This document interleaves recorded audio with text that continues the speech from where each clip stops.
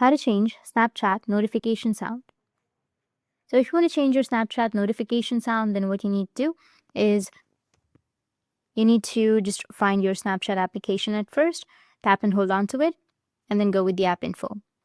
Once you're on the app info, you need to tap on notifications and you will have your notification section, right? So if you want to change the Snapchat notification sound, then you need to scroll down a bit and then go with snaps and chats. Now from here, you will have your sound, which is in my case, it's a generic push. Tap on it and it will take you to the ringtone section. You can go and select any other ringtone that you would like. Go and select any other ringtone. Or you can also go with pre-installed ringtones or choose a local ringtone.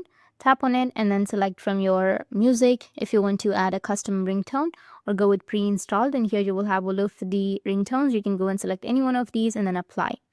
That's how you can change your Snapchat notification sound. And if you have any questions, feel free to comment below. Thanks for watching.